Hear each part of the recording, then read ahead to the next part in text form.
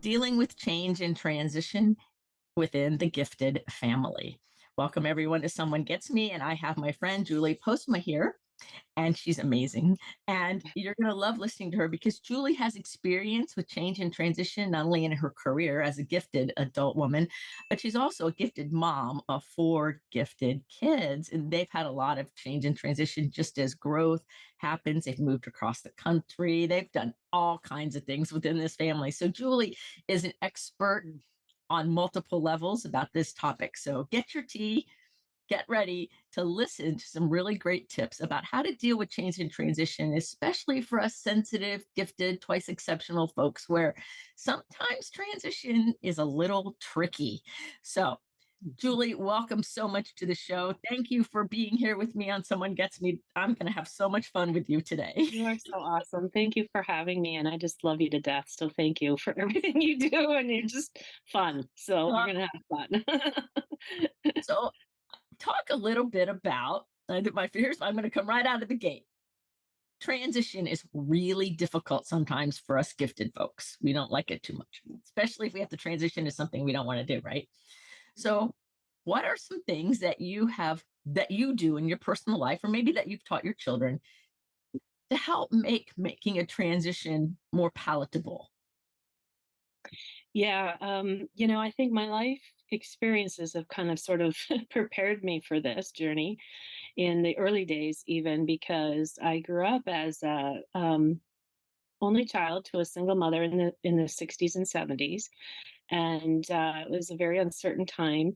She didn't have any money. She was trying to work, and I had to go between babysitters. And then I was a latchkey kid, and school was my safe place. So I loved school. I'd get a hot meal at lunch, and I was one of those kids. And so I learned at an early age, it was about survival, really.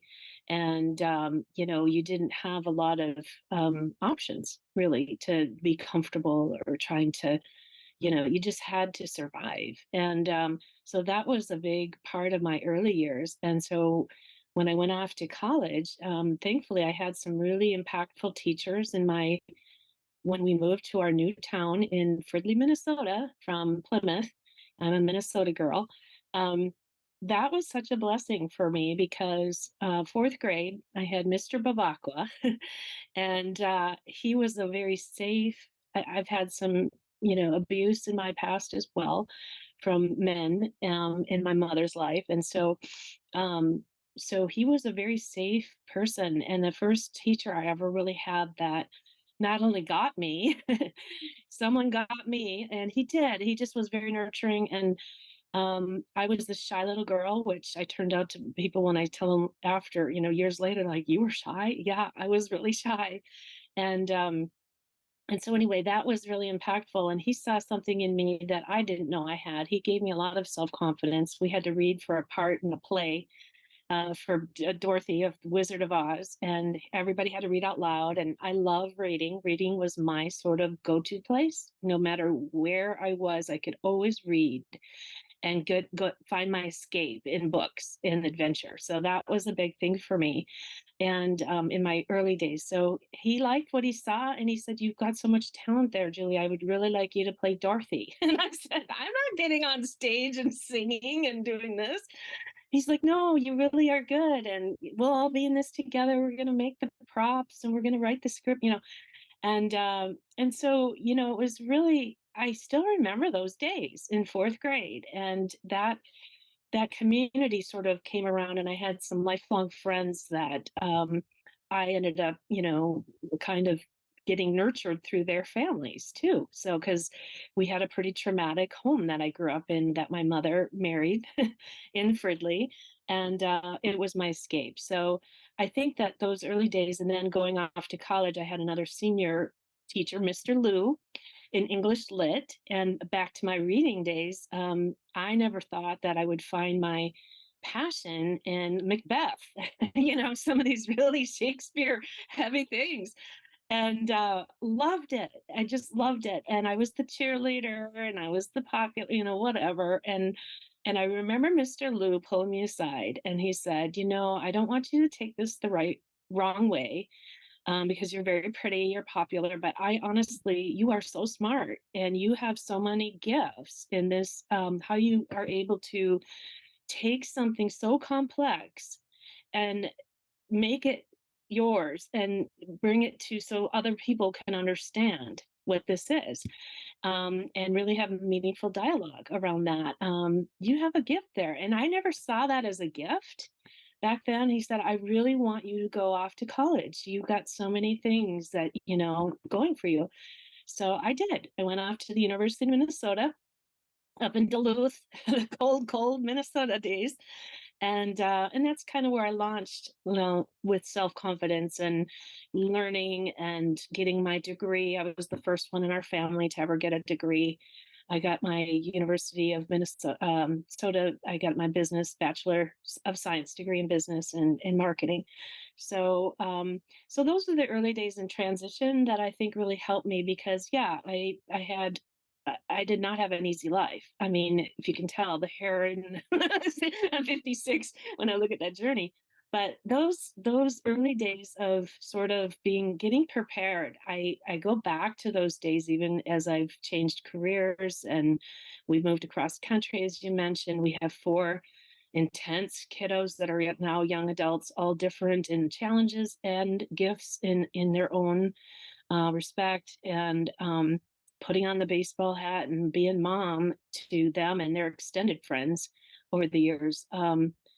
Yeah, that and early on, I found a good friend who led me to my faith, my Christian faith, and I'm such an intense person that I didn't just like dabble in it. When I was searching and searching, and when I found the Christian faith, it was on a Friday night with I was a single mom with my little Nikki, following almost in the same footsteps as my mother. And a friend led me and had a great new job. I met her on the first day of the job. And so we went to this church service together on a Friday night. And I'll never forget that sermon was all about God loves you. And the Lord promises he'll never leave you, he'll never forsake you. And as an abandoned child dealing with those traumatic issues, that's the verse I clung to and hung on to. And I jumped right in. And I had just met my husband, Mike, Dr. Mike Postma, 20, well, we'll be married 27 years coming up here soon. And we met in Mexico. I was a single mom with little Nikki, who was 3.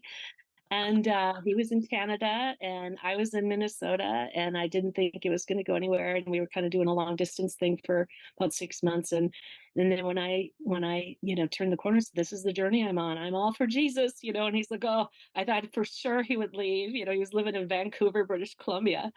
And he's like, wow, that is amazing. And his faith journey is a whole nother story. But we came together, and the net of it is he moved to Minnesota, packed everything he had, because I had, my Nikki, I had to stay in Minnesota. And we got married 6 months later, and we had 3 kids together, along with raising Nikki in a blended family. So um, we had to teach a lot of even Nikki about how to deal with change and transition when she had 2 families. We lived like within a mile of my ex and his new wife, and she'd get on the bus at dad's house and get off at our house. And we sort of worked together as 4 of us to help her through that. So sorry, that's a long-winded story. There's nothing like simple in my life. Oh, so when we have people like and you got a whole family full of people who are gifted and twice exceptional, and change and transition can be have all kinds of experiences, the joyful amazing things and the tricky things and the hard things and all of that. When you look at your children, what do you see as assets that they have as a result of learning how to deal with transition in well because of the way that you and Mike have run the family? Like, what do you see about them that's a skill or an asset that they have now as young adults that they learned as they grew up?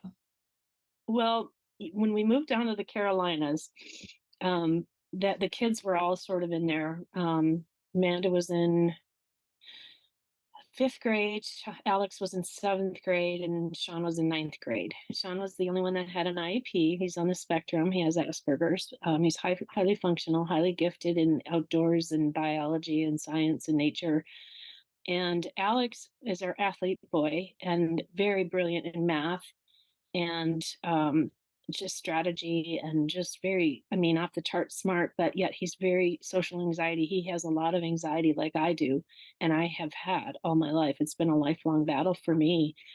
And so social anxiety was a tough one for him going into a new school in a new environment in the Carolinas from Minnesota. So I think, I still reflect back on this whole thing because we just got him to SeaTac. He's meeting his buddies that he's had since he was age 14, gaming buddies. Who knew? He's 22 now.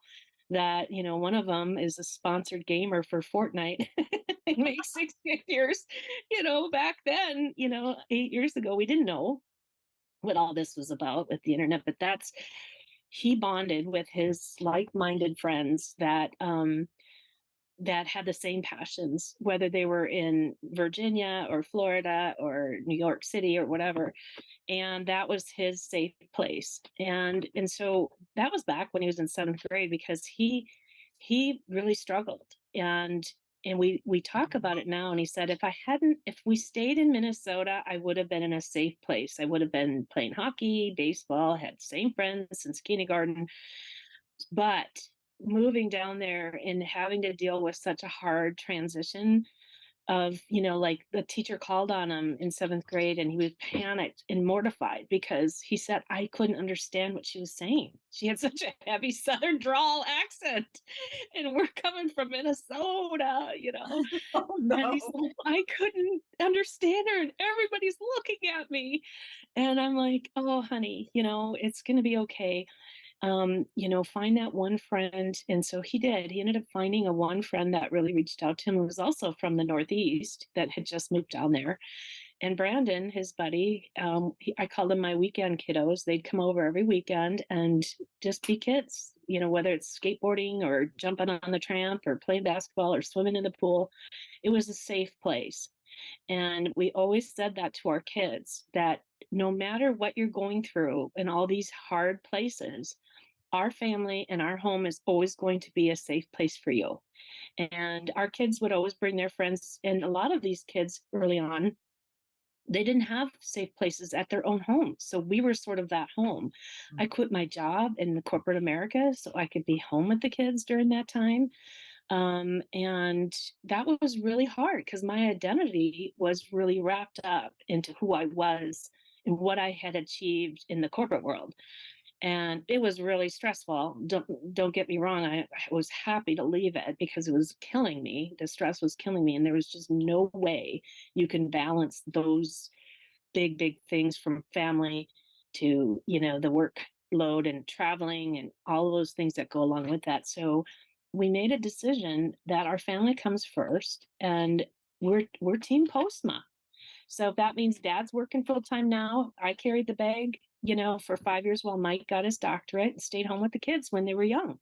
And then now it's my turn, when they're in their foundational years to stay home and instill a sense of um, confidence, safety, love, and just finding out what are your skills and passions. What do you want to do? And so we ended up having to pull two of the three kids out. Actually, all three at one time. And I homeschooled them. We did no school, we did homeschool, we did fun adventures, passion projects. Um, those years we look back on were so fundamental in so many ways, and I'm so thankful now when as they're older now because they go back to those days of I got through some really hard stuff when I was 13 and I'm okay. You know what I mean? I'm going Yes. to be okay. Mhm. So yeah, those were big years for us. And I think a point you bring up is extremely valuable for everybody, and that is safety. That Yeah. you made the decision that your home was going to be a safe place for your children and their friends and whoever, no matter what.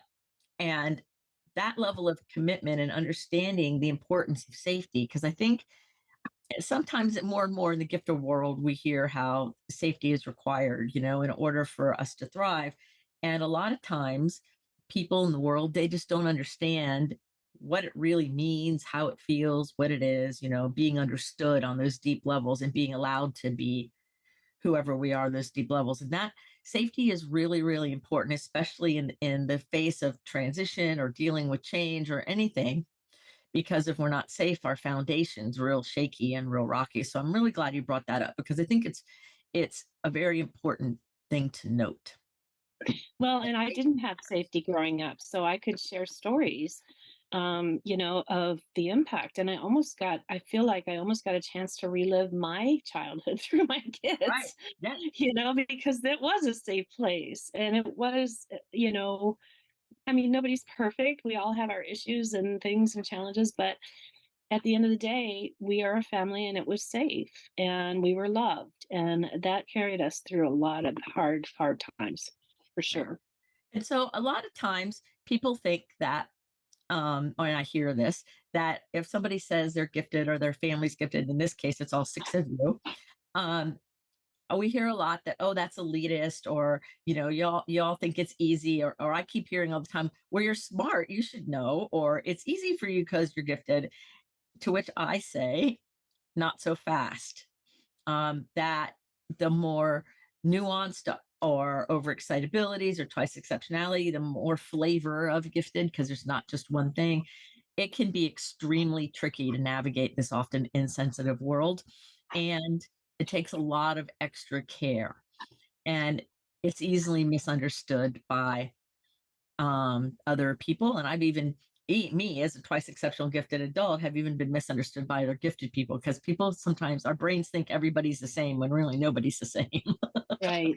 Exactly. Yeah. you know, and so you and Mike started Gifted and Thriving, which is a great business that helps gifted people thrive with safety, with love, with understanding, with education, with support, all of those things.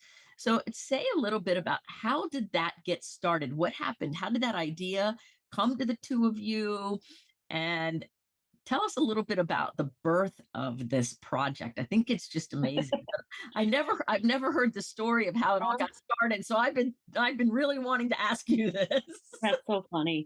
Well, our life is full of changes and transitions, and our family has been, like you said, one of the biggest always going on. So yeah, we moved across. So when we first moved to the Carolinas, we moved to Charlotte area, Fort Mill, and we were there for about 3.5 years. And Mike was recruited to build out gifted schools down there, and that's when I quit my job and all of that. And so we were there for about 3.5 years, and that was a mess in a lot of different. I don't need to go into it, but we said, you know what, we need to really start sort of our own thing because I've always wanted to be a blogger, and I was looking into that, and I thought, well, I can do some marketing, coaching, and consulting for small businesses because I got a marketing degree.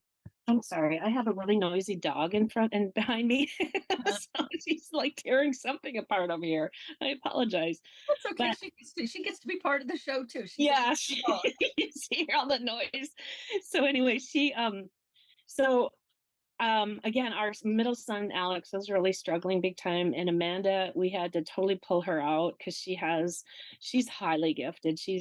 I mean, like probably in the profoundly gifted, but she's a artist, so she does a lot of animation and graphic arts design. So that's been her sort of venue to vent because she doesn't talk, and so very often, and it's hard to get stuff out, and so she would communicate through her art. Thank God she had that gift, and that venue for her. But net of it, I thought, okay, we can take Sean and Amanda and keep them homeschooled and finish and do what we need to do. um, but Alex, we need to get him through school. So if we can, he didn't have a 504, he didn't have an IEP. And so we didn't want to move back to Minnesota at that time. And we thought, well, let's do a search for North Carolina, South Carolina on the schools that could accommodate Alex.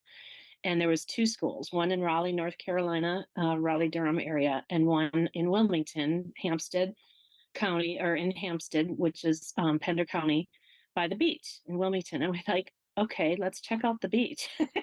We can kind of have some fun with this, right? So we did, and they had an amazing principal at the time, and counselor that was able to say, whatever he needs, we'll support him. He's gifted. He's also, they were like a top state champion for baseball, and he was deep baseball. He was being recruited in eighth grade for Division One scholarships back in the day. So we thought, well, what a great match. So none of it is. Um, it was a really tough 3 years for him, and it was in and out of school, in and out of school, and thankfully they gave him the accommodations he needed, so he did graduate. But at the same time, Mike then stepped in as he was on the board for SANG, supporting the emotional needs of the gifted.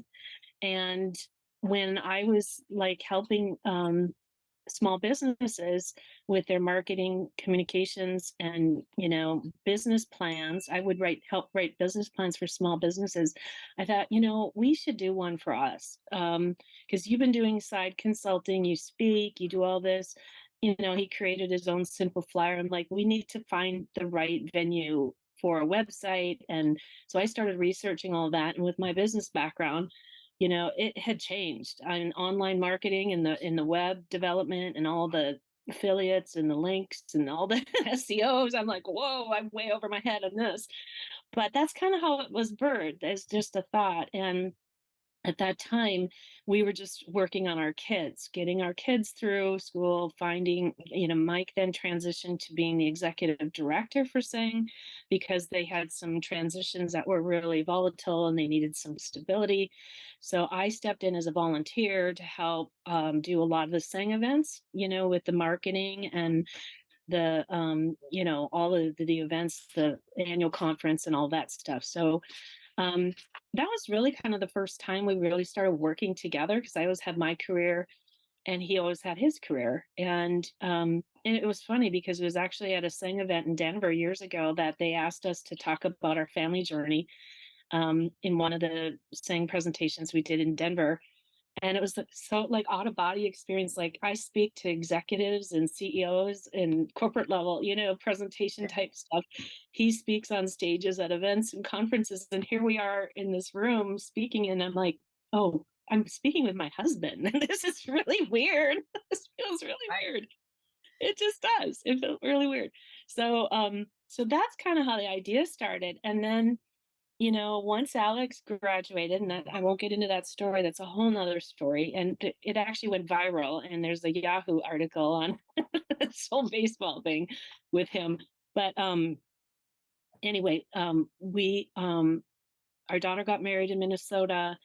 We were kind of starting to chart, okay, we got Alex through. We need to kind of figure out what our next chapter is for our family. And we did a lot of prayer and fasting in that January to really kind of figure out what is our guidance. Where, we have family out here, my aunt and uncle and cousins, the one safe family part that I did have growing up are out here in Anacortes in the San Juan Islands, beautiful area. Mike's from Vancouver, BC, so he has family there.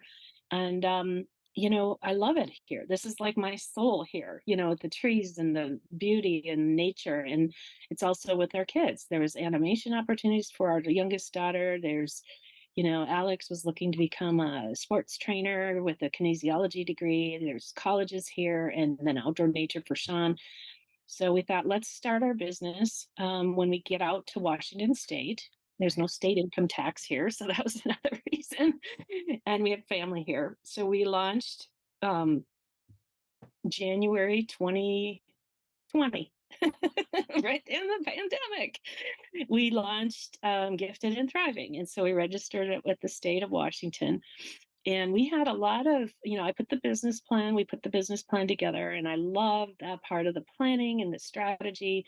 But we really saw Mike's been speaking all over for years, but we just see such a need for families. There's just like, even the parents that are getting help are, just dealing with trying to survive for their kids, but there's not a lot of supporting the parents and dealing with how do you look at the holistic family and how do we self-care for yourself when you're trying to survive for your kid and carrying that burden. Well, we carried it for years. We know what it feels like. And it hadn't, if it had not been for the Saint community all those years back then and our family connection we had with them, we wouldn't have been able to do this. It was our lifeline.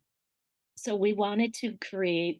Mike's got an educational doctorate degree, and he used to write curriculum and built gifted schools. And I have the business part and the marketing and the family and the mom and the, trying to bring this together to fill in the gaps of what's not being met in our community, because I see it as we're just filling in the gaps of where we can help and where we can be. So what you need, whatever you need, and we will create it. And so we've created parent support groups. Mike does coaching for families. It isn't just for the kid, the child. It is, and it's a different approach. It's a family holistic approach. And he's not a psychotherapist. He's an educator that gets these kids and gets these families. So we are looking to build some more curriculum courses. You can go onto our website, www.giftedandthriving.com, and it's a work in progress. But I'm telling you, it is so rewarding. It's exhausting trying to build a business in the pandemic. We had to do a full 180 because Mike was doing a lot of teacher training workshops. And then now the schools closed down. So we're like, well, what is on, online courses and teaching? That's a huge need. So we shifted gears and we started developing online courses. And we've got a bunch of community things that we're launching and support. And we love it. It's just very humbling. And I love our community. And it just feels so incredibly rewarding to be able to give back and be part of this group that, especially in the times that we're in, it's so uncertain and scary. And we need community more than ever right now. And that's what we want to do. Yeah, I've been talking for years about having lots of support and varied support. Like we're talking in the gifted world a lot about multiple peer groups, and I believe that, and I work with families primarily. And a lot of people don't do that with the gifted family part. Like it's a whole unit and everybody has needs and wants. It's not just the kids and it's not just the adults. And I think a lot of people think when they hear the word gifted that they think, okay, well, that's special stuff kids do in school. And then somehow it's magically done when they're done with those special classes. And I Right. said, no, I said, it's keeps on going. And once you're gifted, you're always gifted. And Well, exactly. You don't stop being gifted when you're 18. And that point you said, Diane, is so right on, because a lot of people don't understand. Even our own families didn't understand it. Well, they're smart. They should be able to figure this out. Well, they saw firsthand that as smart as our kids are, they couldn't figure this out. This anxiety strangled them and almost, put them out. I mean, there's so much more complexities that go along with the intensities of how their brains are wired and what is lacking in support in our society today. right. And that support takes me right back to the safety part, right? Like my mom was gifted, though they didn't use those words, but she was. Right. Yeah. And she was crippled with anxiety and heart palpitations, and everybody kept telling her it was in her head. And I only remember this from when I was a little tiny girl coming home from school, and she'd be laying on the floor with her hand on her heart, Yeah. thing with That's scary. anxiety, and no doctor, nobody did anything to help her. And probably blamed her on some level, though I don't know that, but it feels like that to me. And it's like I still have some of the same struggles too. If I get too wired up because I have that overexcitability and my system wants to go there if I let it. And sometimes it goes there even when I don't want it to. And and people think that living in the gifted world and change and transition and things like that, or the life in general, is easier because we're smarter, to which I say that's not the case. That Right. I told somebody the other day, if you take a bell curve and you fold it in half and you got a gifted person way out here in the second or third standard deviation with all these sensitivities and things happening, when you fold that bell curve in half, they have equal money of issues in the lower half of that bell curve, whether Right. it's anxiety or whether it's digestion issues or processing issues or social awkwardness, like that goes on and on and on, that it's not a simple linear difference. And so when you have a family like yours where there's six of you in the house and everybody is different in different ways, then we deal with life, which is one, the only constant in the world is change, according to Socrates. And I think that's true too. So True. that's really interesting. So, for all the moms and all the adults out there, whether you're a mom or a dad or just an adult gifted person, I ask you, Julie, what do you and or Mike do for your own self-care in the middle of this crazy, not so Yeah. sensitive world that's turbulent? And even though your children are older now, they're still your kids, but for your own self-care, what do you do to nurture your heart and soul? It's such a good question, and it's such an important point. It's a journey. Nobody's, we don't have it figured out either. And when we were in it, we were in the survival mode, trying to survive, right? And so there wasn't a lot of self care. But I will say, over all of the years of my faith, I always started my day, and I still do to this day. It's part of my routine. It's part of my get my day going and get my just perspective of, okay, my faith and my journaling. I journal, I read my Bible every day, I meditate on verses, I pray. That time I have in the early morning it's quiet. It's my time with my Lord, and that grounds me. It gives me, and now the house we're in, I have this beautiful view of Mount Baker right out our front window. And I'm like, okay, you're bigger than these problems. You've got this, and you've carried us through this, journey, and you've never left us. You've never forsaken us. You've provided, you've taken care of us. And I think our kids have seen this play out in our own family faith walk, seriously, because we've lived it. We lived it, and it was not easy, and it's not easy. It doesn't get easier, especially when you get older. You think, "Oh gosh, I should have had that figured out by now," but I'm like, "No, it's getting harder." Right. And So I always hear you're smart. You should know that already. And I'm like, yeah, just 'cause no, you're smarter I doesn't mean I know can't it get already. over it. But then, environment is everything, as you know, also, Diane, and that has been so huge for us. And while we love the Carolinas, we lived there for 8 years. It wasn't our home. We all knew it. We were just trying to get through that period of time to get Alex through school. We knew it was not our home, and I didn't want to go back to Minnesota because I didn't feel like that was, while a big part of my heart will always be there. I didn't want the cold anymore. And so we had to find our environment that was going to work for us. And that is here. I mean, I tell you, my son Sean and I talk about it all the time because you could just see the presence of just being in the environment here. It's so beautiful, and it's green, and the flowers are blooming, and the mountains are big, and we live by the ocean.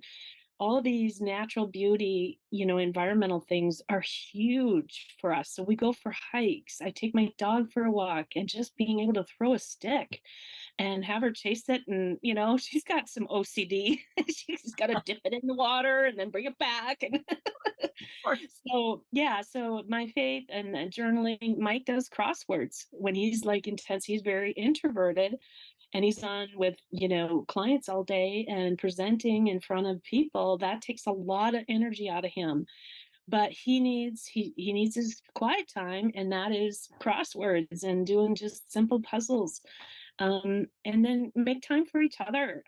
We always made a point of that, like mom and dad need a break. We're going to go to, I don't know where, for 2 nights, 3 nights. We just need a break, sit in a hot tub, and just veg. And our kids have seen that that's, we will get through this, but you need to find time. So I'm still on that journey. I have all the sensitivities with the GI stuff, had my whole life, health issues. I can't do gluten, I can't do this, I can't do that. So now we've kind of turned that diet thing, of all these new recipes, and made it fun. So we do a lot of experimenting with cooking together in the kitchen, and that's fun. I enjoy cooking, and I'm learning about all these different herbs and replacements and food. So you got to find what works for you. Those were things that worked for me, and I was always involved in a ladies' Bible group. And I'm telling you, Tuesday mornings where I could not wait for these Tuesday, where it used to be I'd have to get on an airplane, get the family all ready, and be gone until Thursday night. Tuesday morning in the Carolinas was put on my baseball cap and go to the ladies' Bible study, where down in the South, they love their food. Uh, They would have this huge spread. I'm like, I've never seen half these foods before. I love food too. So, yeah, so you got to find your thing, and you really do need to find it. I have had to turn off the news because I was a news junkie. It was just stressing me out. I couldn't do it. I couldn't do it because there's just too much going on. So taking that screen time away is so helpful. And our kids are learning to do the same, even though it's harder because, our one son, Sean's not so much, but Alex was always, and he's like, no, I can't do it anymore either because he struggles with anxiety as well. So yeah, so those are a few things that have carried us through the years for sure. But I'm not getting any younger. It's like I look at the hair. well, it's really cool that you mentioned seeing Mount Baker out your window because I lived in Florida for until a couple of years ago, and now, of course, in North Carolina. But I have some good friends that lived in Seattle for a while, and I used to fly out there to visit them. In fact, I think I visited them more in Seattle than when they were local. I don't really know how that works, but that's true. And so my first trip out there, I kept saying, "I love this place. I love this place. I just love the energy, the vibe, the Yeah. feel." I've spent time on Pender Island and in Vancouver, and I love it out there. Yeah. And I remember the first time when I visited and we went up in the Space Needle because that's obligatory when you're from Florida and you go. And and so you could see Mount Rainier from the Space Needle, which apparently is not always doesn't always happen Right. of haze or fog or clouds or rain Yeah. or whatever. I didn't understand it then. I get it now, but like I didn't know. But it was really clear. And then the cityscape was in front of it. And so I took a picture of it. Well, the interesting thing was when I looked at the picture later, you couldn't see Mount Rainier on the film, but you could see it when you were standing there. And I Oh, remember saying that, the power of being grounded in the creator of the universe, whatever you want to call that mountain transcends all the human buildings that got made because you could see those, but that mountain was so full of majesty and hmm, beauty that it couldn't even be captured on the film. no kidding. And I remember that day very, very clearly because it was so profound to say all of it was beautiful, and yet there was a categorical difference for the beauty of the big mountains and the glaciers and the green and all the experiences that go with the power of our earth, of Mother Earth and all of her greatness and all that goes with it. So when you said that about my hood, I thought of that. And Yeah. because it was very, very grounding for me, and that's one of the things that helps with the anxiety that's in my system. All the gifted people I know, we all have some kind of different vibration. I just call it different vibration. Like you can call it anxiety, you can call it agitated depression, you can call it whatever you want to. The thing is our vibration is not typical, and it's all different between us. So like you might be having one kind of vibration and I might be having another. It's still not average. um, Right. and so we have to find our own ways to deal with transition, our own ways to deal with life in general and the changes of just day-to-day things. So Yeah. um, now everybody go make sure you check the show notes and go to giftedandthriving.com and go check them out because what Mike and Julie are doing is amazing. And I got to participate in their annual event, which was Mm, really fun. that And was fun. it Yeah. was really It's fun. great. And so one of the things I want to ask you is with all of your travels around and everything, what's the most memorable food you've ever eaten? Ah, gosh, that's hard. Okay, so I love ribs and wings. I'm just like a sports gal. I grew up with football and I played football when I was in flag football as a girl. I was the quarterback. I love everything about. So in Minnesota, I'd always make for the football Viking games. I'd always make wings and chili and made all the whole thing. And so we moved down to the South, and I'm like, oh my goodness, I have never had wings that are like this good. The sauces and all the different sauces. And I've never had ribs that were that good or pulled pork that were that good. So and we travel around for our son's baseball tournaments in the state, and some of the most divey places you'd ever imagine were at the baseball field where the food truck would pull up. It was the Dives and Diners show on the Food Network where the guy Ferrari would get his What? car. He was actually at one of the events at the baseball tournament with this pulled pork sandwich that they I don't know how they cooked it. I don't know how what sauce they could come up with, but it was one of these food experiences where I will never forget it. Now, of course, I And gained like my 10 mouth is pounds. and my mouth is even watering, right? Oh, it's so good. Yeah, love that stuff. But it doesn't love me, so I can't do that anymore. But that's a wonderful memory. Oh, yeah, that's totally cool. Okay, so is there anything that you wanted to share today that I didn't ask you about? Because I have one final question before we close. But before I do that, I want to make sure there's not something on your heart that you would like to share before I ask you that question. You're so sweet. And you know what? We are a community and we need to stick together. And I just really value what you're doing and all the work you're doing as well. And I'm humbled to be part of it. And I'm so grateful that we have each other. And, we need to stick together. We really do. And because we do get each other, you don't have to explain. And whenever we do our parent support groups, which we have one kicking off at March 27th for 6 weeks, everybody says the same thing over and over. We don't have to explain ourselves here. You get it. You have that experience. So just get connected however you can find your people. Go to our website. We've got a support group launching coming up. But yeah, because that's how you get through this crazy, intense world that we live in today. Is being connected, and so to keep reaching out and keep going until you find all your peeps because they're out there. We're all out there. Sometimes That's right. sometimes it takes a little digging, but we can get there. That's So right. here's your final question of the show that I love to ask. And that is, if we were going to put a billboard up that the whole world was going to see with Julie's quote on it to inspire the world, what would your quote be for that billboard? Oh gosh. Oh, um, I don't know. Just be real. Be real. Be who you are. Be who your creator designed you to be. Find out who that is, and stay in your lane. Don't compare yourself to others. Just find your place and what your gifts are, and be okay with that. That's who you were designed to be. I love that. So go for it. I love it. I love it. Go Well, for it. Julie, thank you so much for being on Someone Gets Me today. Thank you for Thank your you. time. Thank you for your wisdom. And thank you for your great energy. I really appreciate Oh, you being here. thank you, honey. Thank you. Appreciate it. Okay, remember, everybody, keep your face to the sun so the shadows fall behind you because you're a rock star. You're here on purpose with a purpose. So go out there and be real, be your authentic self. And like Julie says, connect with all the people that go with you, right? Do it, connect, be you, and everything will turn out better than you imagine. Until the next episode of Someone Gets Me, be well.